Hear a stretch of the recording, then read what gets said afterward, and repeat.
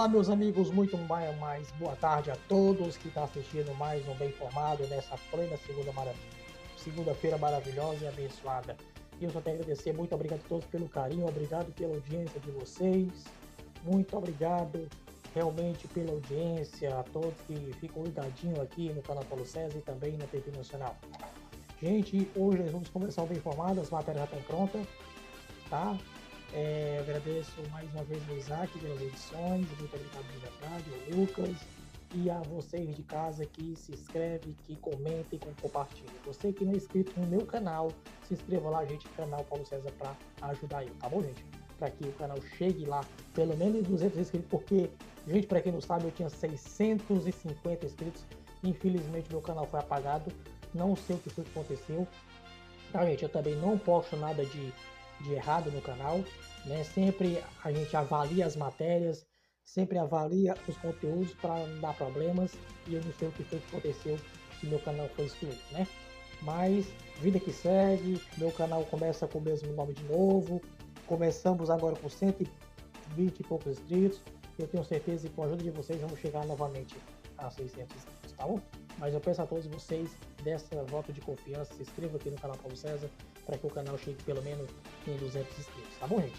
Eu agradeço de coração. E não se preocupe, vocês me ajudando, assim que eu tiver um tempinho mais livre, eu irei fazer um sorteio muito bom para que vocês participem, tá bom? Mas se inscrevam no canal Paulo César e também na TV Nacional. Só aperta esse nome e se inscreva-se. Vamos lá? Chega de conversa, vamos lá. Vamos lá, primeira matéria. Brasil corre risco de apagão se não houver cortes de gasto. Vejam aí. No centro do debate. O governo não vai ter espaço de manobra para governar.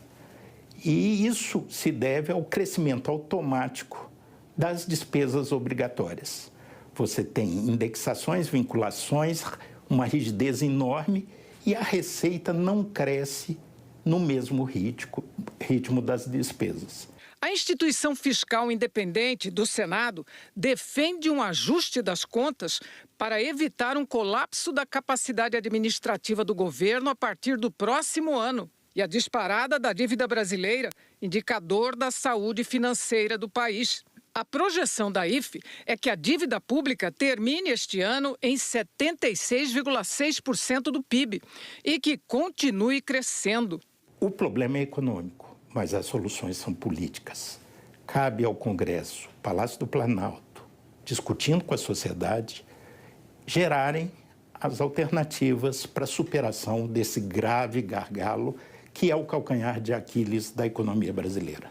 Diagnóstico, governo e Congresso têm, mas ao mesmo tempo que falam de responsabilidade fiscal, seguem na contramão, de acordo com economistas, com decisões que ampliam gastos e sem discutir de fato uma reforma estrutural que a longo prazo deixe o Estado mais eficiente, preserve a saúde das contas públicas, atraindo investimentos. A arrecadação do governo vem batendo recordes. Em maio, passou de 230 bilhões de reais. E hoje, algumas despesas, como gastos mínimos com saúde e educação, crescem conforme o ritmo das receitas.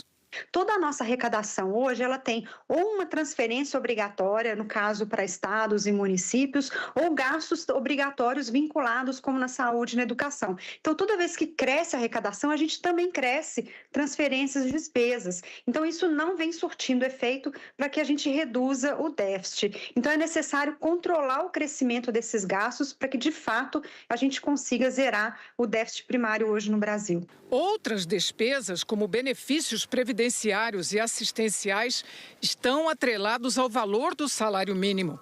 Em 2023, o governo Lula propôs e o Congresso aprovou a política de valorização do mínimo, que passou a considerar a variação da inflação e o crescimento da economia.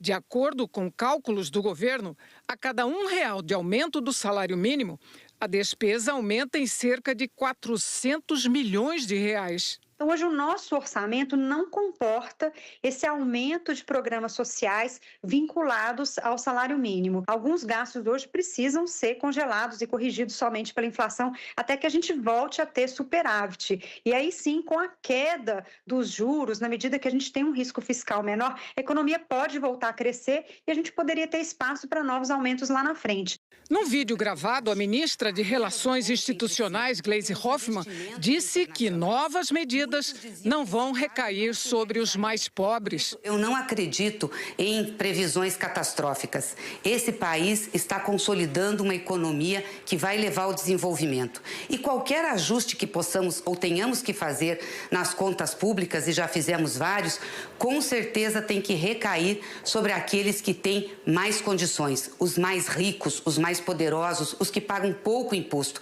para que não haja nenhum corte sobre o povo trabalhador. Na entrevista à Folha de São Paulo, o ministro da Fazenda, Fernando Haddad, falou de medidas de corte de gastos tomadas pelo governo e enviadas ao Congresso.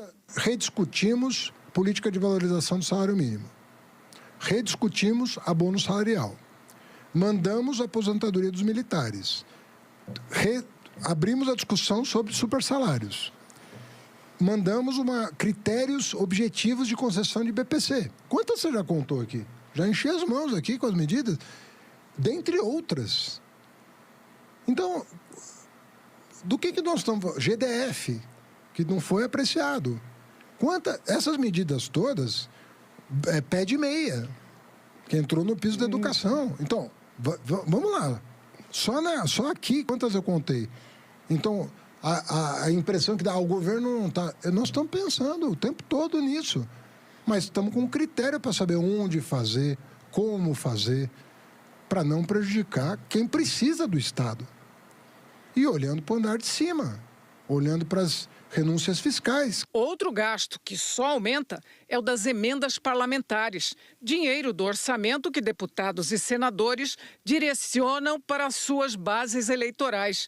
Devem passar de 50 bilhões de reais este ano.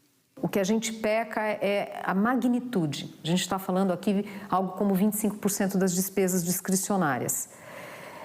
É uma proporção que a gente não observa em outros países. Então, aqui isso já deveria ser um motivo de alerta, ainda mais nas condições que estão as contas públicas. Não há dúvida que precisa de um freio de arrumação. É muito importante que esses recursos tenham transparência para a sociedade e tenha, de fato, a garantia de que o recurso está sendo bem utilizado. Aí entra a responsabilidade do Congresso. Muitas vezes despesas são criadas, né? Se altera a Constituição, se flexibiliza por esse aspecto, né? Ou não se respeita o espírito ali da Lei de Responsabilidade Fiscal. E a gente vê crescimento de emendas, a gente vê políticas públicas serem renovadas. O executivo, ele precisa liderar, mas isso não quer dizer que não tenha responsabilidade do Congresso. Aí vocês tiram suas próprias conclusões aí. Quem é o culpado disso tudo, hein? Quem é o culpado de tudo isso aí, hein? É aquele que nós colocamos no poder que só está gastando o que não é para ser gastado. Porque é para ser investido, sabe aonde? É na saúde. Para ser investido na segurança, né? Mas só quer saber de viajar. Viajar para lá, viajar para cá e gastar o nosso dinheiro, né? Porque a gente compra 1 quilo de arroz e a gente está pagando o bendito imposto, né? E eles estão gastando milhões e milhões, mas não investe, que é o principal, que é na área da saúde, né? Mas Paulo César, a área da saúde está funcionando. Como? Que até aqui no Municipal de Caucaia, no Hospital Abelardo Gadelha, o atendimento lá tá lento pra caramba. Lento pra caramba. A UPA de Baturité nem se fala. Tem uma coisa errada aí. Por isso que eu digo, meu povo, cobre para que as coisas andem. Cobre para que as coisas andem. Porque se a pessoa ficar babando o prefeito, babando isso, babando aquilo, as coisas não andam. Então eu digo, cobre. Vocês têm direito de cobrar, vocês têm direito de se posicionar. E agora eu vi lá numa plaquinha lá do hospital, dizendo assim, proibido o celular. Não pode mais mexer telefone lá no hospital Abelardo Gadelha na Caucaia. Não pode. Porque tá proibido. Porque Sabe por que lá eles proíbem? Para que não mostre as coisas irregular, para que não mostre as coisas que estão erradas lá. Então tá proibido. É uma palhaçada o negócio desse, hein? Uma palhaçada. Eu sei porque eu tava lá. E era me ter tirado uma foto. Infelizmente, se eu tivesse tirado a foto, tinham tomado meu telefone. Vamos lá para a próxima, gente. É por isso que eu digo, é isso que dá vocês votarem. É isso que dá. Navio de guerra do século 27,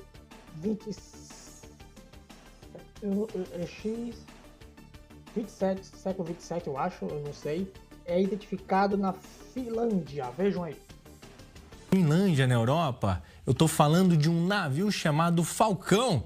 Traduzindo aqui para a nossa língua, ele já era conhecido dos mergulhadores na região há muitos anos, mas somente agora os pesquisadores conseguiram bater o martelo sobre a identidade da embarcação histórica. E o que ajudou a resolver esse mistério, sabe o que é? Um modelo digital em 3D feito com todo cuidado por arqueólogos da Suécia, país onde o navio foi fabricado. O Falcão foi construído em 1631 em Estocolmo e acredita-se que tenha sido feito pelo mesmo construtor do famoso Vasa, que é esse navio aí que você está acompanhando comigo nas imagens, que afundou na primeira viagem e hoje atrai multidões no museu da capital da Suécia. O mais impressionante é que boa parte da estrutura da embarcação continua preservada. De acordo com os pesquisadores, isso significa que dá para descobrir muita coisa por lá. Apesar de estar em águas rasas, o Falcão ficou meio esquecido por anos, até que a tecnologia ajudou a montar esse quebra-cabeça marítimo. A ideia agora é continuar as expedições e mergulhos para aprender ainda mais sobre essa relíquia do fundo do mar.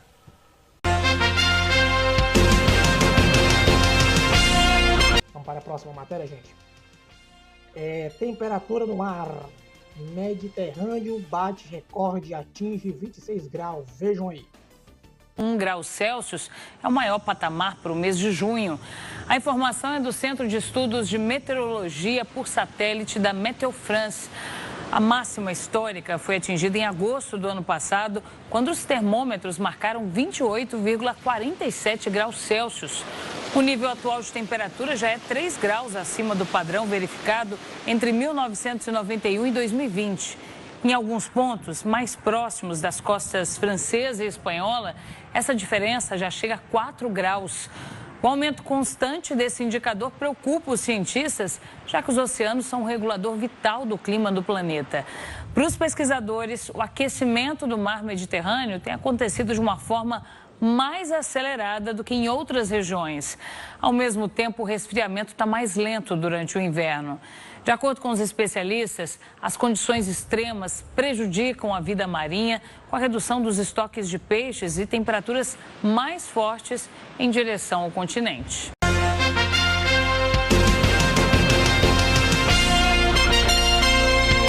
É como eu sempre digo, né?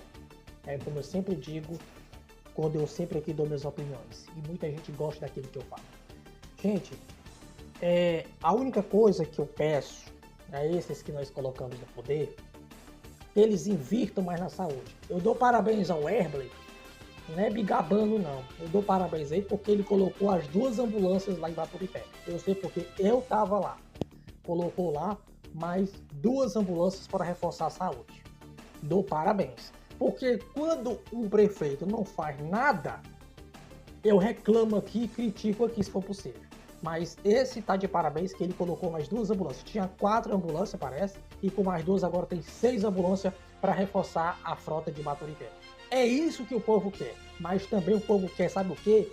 É que os atendimentos da UPA sejam mais rápidos. Que os atendimentos dos postos de saúde sejam mais rápidos. Porque as fichas lá do posto de saúde não é brincadeira. 15 fichas. 15 pessoas só podem ser atendidas por dia. Mas eu fiquei sabendo que pela a fonte lá, parece que a minha colega me disse, que agora vai funcionar até de tarde. Parabéns. Mas a única coisa que eu peço é que respeitem os idosos. Crianças também pequenas, porque me disseram quando eu fui lá, não, criança agora não é prioridade. Tem que ser prioridade sim. Crianças têm que ser prioridade sim, tanto para as crianças como os idosos. Vocês têm que respeitar a privacidade, a prioridade das crianças e dos idosos, tá? Porque no dia que eu fui consultar meu filho lá, tá dizendo, não, tem que se acordar 5 horas da manhã para pegar ficha. O que é isso? O que é isso? É assim que a gente tem que ser tratado, né? É assim, né? Então, parem de babar governadores, prefeitos, o que for. E ajam. Ajam como? Cobrando. Porque cobrando as coisas andam. Cobrando as coisas andam. Tá bom? Se vocês têm o Instagram deles, você tem o WhatsApp dele, Facebook, cobre. E aí, cadê a área da saúde que não melhora? E aí, cadê a área da educação que não melhora? A alimentação das crianças, a alimentação dos jovens, cadê? Cobre. A rua tá quebrada, cobre. Porque se ficar só babando no dia das eleições, colocando cartaz, aqui é o meu queridinho, isso aqui. Ah, meu amigo. Então me desculpe, as coisas não vão andar nunca. Tá andando, sabe por que as coisas estão andando? É porque vocês estão cobrando. Eles sabem da prioridade que vocês querem. É a saúde, é a educação. É isso que basta. Um abraço a todos e até a próxima segunda-feira, se Deus quiser. Tchau, pessoal.